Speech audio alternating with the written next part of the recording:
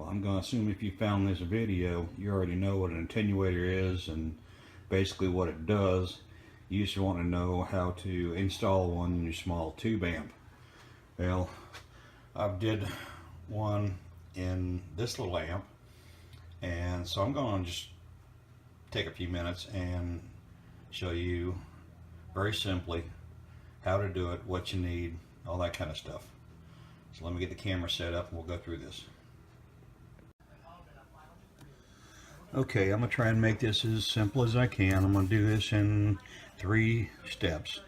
I'm going to do a basic explanation of what the circuit is, then go through what the parts you're going to need, and then I'm going to draw out a diagram explaining exactly how to hook all this up. Okay, so let's start with the basic diagram.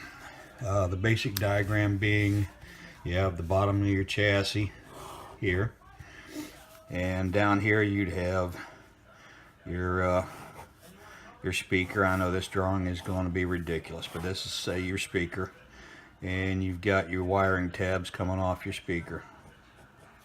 Okay, you got 2 wires coming out from the chassis to the speaker, one going down to one side, one going down to the other side. That's the way it is now.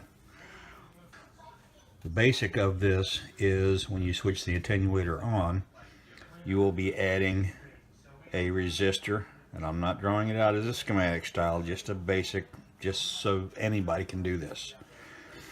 You'll be adding a resistor in series. You'll also be adding a resistor in parallel with the speaker.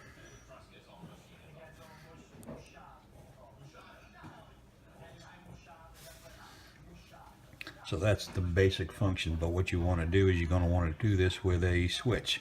So you can turn it from normal operation to the attenuator and back again at the flip of a switch. You don't want to have to do a bunch of other work.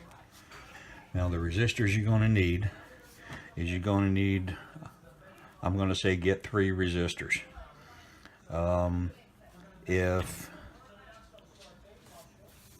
If your amp is rated for 5 watts, then you're going to want to get 5-watt power resistors.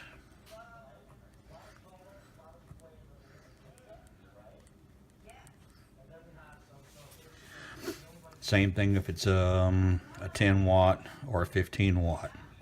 You're going to want to get power resistors rated for the output of your amp.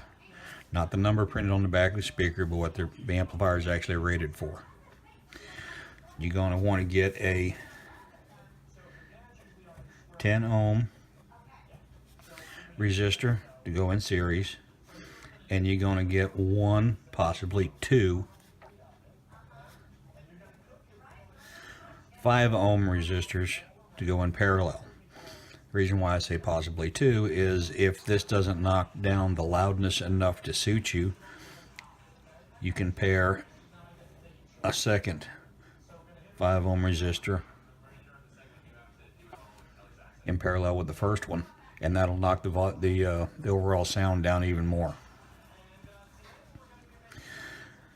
These 2 resistors have more to do with the sound volume being knocked down than this one, but this one is the most important one, and I'll explain why. You have, let's just say your speaker is rated at 8 ohms.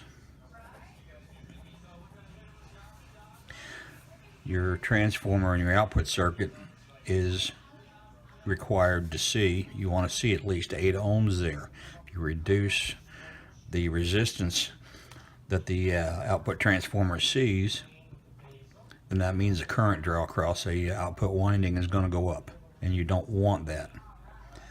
That can damage the output windings of your transformer. When you put resistors in parallel, like this is effectively a resistor, if you put resistors in parallel, then the overall resistance of the circuit goes down and the current draw goes up. That's why you need to have one in series. That's strictly for protection. So now let's go on and I'll show you exactly how we're going to wire this up. Oh, let me first mention, along with those resistors, you're going to need a switch. This is a rather large one. You can use either a rocker type switch like this is, or you can even use a toggle type switch. What you're going to want is a double pole, double throw switch. This is a single pole double throw switch. It's got 3 connections on it. The double pole double throw switch has got 6 connections on it. Each side of this switch operates independently as far as electrical goes. When you're switched into one position, the middle and the top will be connected. When you switch to the other position, the middle and the bottom will be connected. The reason why you want to have a double pole double throw switch is so you can attach your series resistor to run through one side of the switch and your parallel resistor or resistors to run through the other side of the switch. And let me draw all that out for you so you can see exactly how to do it.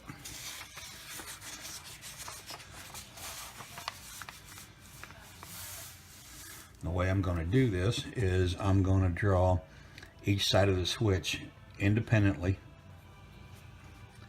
I'm going to have here, lay this here, it's kind of a reference, but we're going to have, I'm going to duplicate the connections on the switch. Going to have a connection here, your 3 connections on one side of the switch, and your 3 connections on the other side of the switch. So the dots are going to represent the connections here.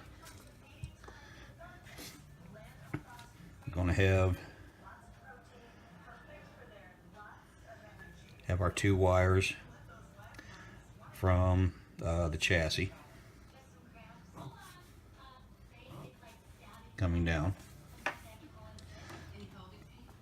Now one wire, let me do this.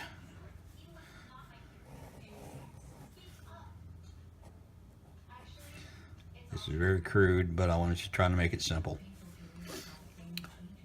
One of the wires that go to the speaker is going to just go ahead and continue straight to the speaker. It's going to be left alone. You're not going to have to do anything with it. The other side that comes down from the speaker, or comes down from the chassis into the speaker, we're going to run down and connect it to the middle position on one side of the switch. Now from there to this switch, we're going to come out of the switch on the end. That's where we're going to connect our series resistor, and then continue on to the speaker. Now, to save confusing people with lines crossing each other, I'm going to go ahead and draw another symbol for a speaker here.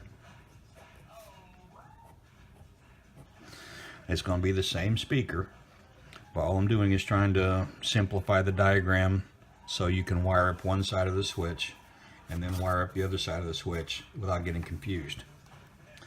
So for the other side of the switch, you're going to go from the switch straight down to one side of the speaker, and from the other side of the switch you're going to have your parallel resistor going to the other side of the speaker. If you decide you want to use a second resistor in parallel and knock it down, you can literally just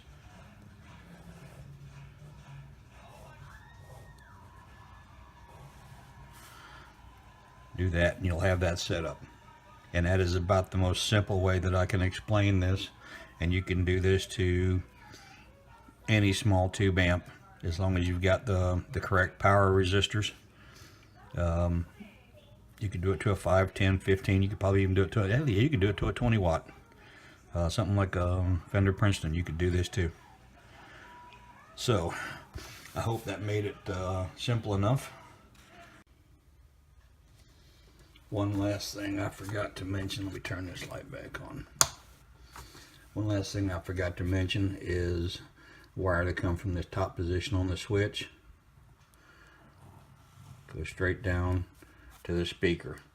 That is what would give you your normal operation when your switch is in the top position. It'd be normal operation. When you switch to the bottom position, your attenuator circuit will be engaged. So simple a caveman could do it.